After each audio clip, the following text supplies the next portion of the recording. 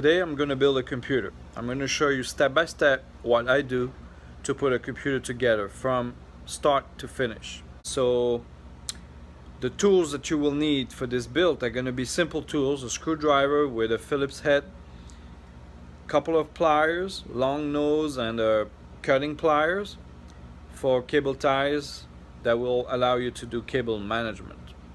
So let's get started.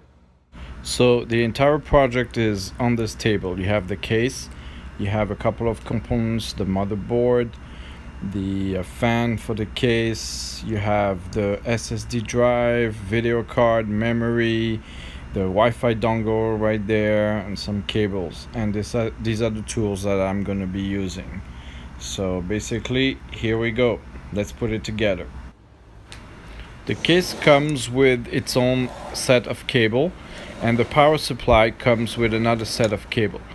This is the case I'm using. So you see that on this side I've put all the cables now, and on that side you have the I/O shield for the motherboard, and this will match the back of your motherboard just as so. Alright, so for now we're gonna set it on. I like to start by installing the memory stick. Here we have two. I'm gonna take them out and show you how we're gonna put them inside. Now each memory stick, whether it's DDR2, DDR3 or whatever, come with a notch in the bottom. You can see this notch, and it only goes one way. So on the left of this notch is maybe the smaller length of this stick, and on the right is the longer length of this stick. Now these are going to match exactly on the motherboard. On each side of the motherboard slot you have two tabs. Make sure those two tabs are set down, so when you push the stick vertically like this, those two notches on the motherboard will snap into place like that. So here's one. I'm gonna do the second one the same way. And here we have two sticks of 4 gigs each to give you a total of 8 gig. And you want to do these in pairs, which will create a dual channel and will be a lot faster. Okay, so we're gonna do the cabling now from the case to the motherboard. So that's the next step. These are actually the power cables from the power supply. I'm gonna put them aside for now. Let's just deal with the cables that came straight out of the case. These will be your power switch, case fan, reset switch, and so forth.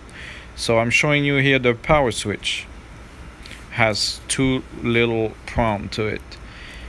This is a case fan with a 3-prong connector, and we're gonna go to the LED lights, power LED, and the hard drive LED has its own connector too.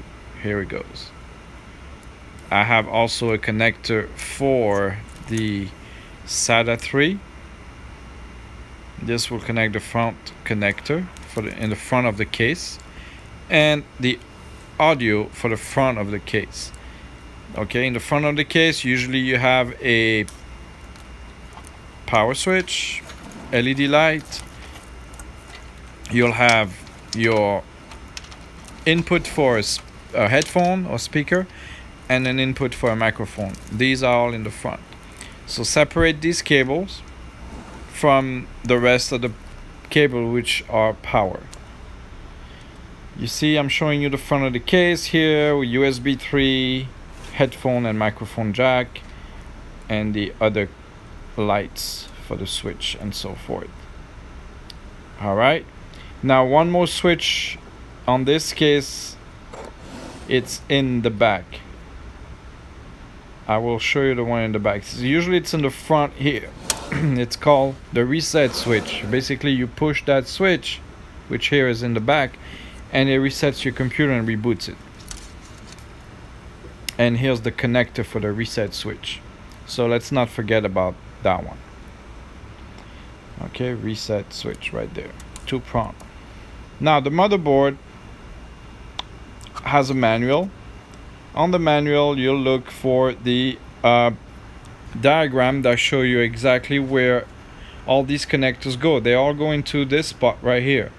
So if I want to connect the reset switch, I look for reset switch on the diagram, and it's showing me it's the top two on the right.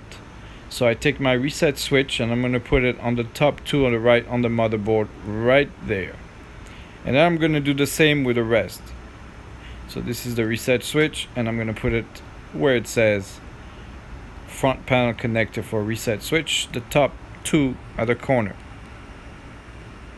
And there you go, you just plug it in. Doesn't really matter what side, I keep the writing towards me. And you do the same for all the other connectors. So here it is what it looks like after I connected all the connectors. And you want to do this before you put the motherboard inside the case. It's a lot easier to do outside than inside the case, obviously, because it's a tight fit. Alright, the next step is going to be to attach and secure the motherboard inside the case. So you have on this specific motherboard 4 screws. Sometimes you have more than 4. So the holes for the screws are on the 4 corners. Inside the case you will see 4 little stand-up. That's where the screws go into. So once you identify that, okay, just make sure that there is no other metal that's gonna touch the bottom of the motherboard, or you'll just fry it. Now this is the back panel that comes with the motherboard, and it should match exactly the back of your motherboard input output type of ports right there. So you're gonna have to align the holes for the screws and the back panel all together. So here I'm just putting it roughly next to it, and you see I'm trying to align it first so that all the input outputs ports match. And I'm gonna start putting the screw, like 1 screw in. Make sure you put all the wires and cables out of the way. Don't pinch anything between the motherboard and the case, otherwise you're gonna have a short. So just trying to align it here. Let's align the back, it will fit perfectly. And now you see the first hole here. I'm gonna put a screw in there and start tightening up that first screw, and then you can do the rest all together. Okay, now here is the motherboard secured inside, and what we're gonna do next is actually deal with the rest of the cables, which are all coming from the power supply. I'm gonna show you what to do next with these cables. So you have one main connector that goes to the motherboard. It's going to be the largest of all. I think it's a 24 pin connector for this motherboard here, and there it is, the white one you just saw, the large one. And then you're gonna have a spot on the motherboard where that goes. It's right there, you can't miss it. You have also a smaller one. I think it's a 4-pin connector for the CPU power. Okay, so since it's a tight fit, just be careful, be gentle, align it. It goes on one way only. Match the tabs together and then push it down. It will snap into place. Do the same for the 4-pin CPU connector, which is right here. Identify where it is on the motherboard. If you need to, look at the diagram, which is very useful to have that diagram.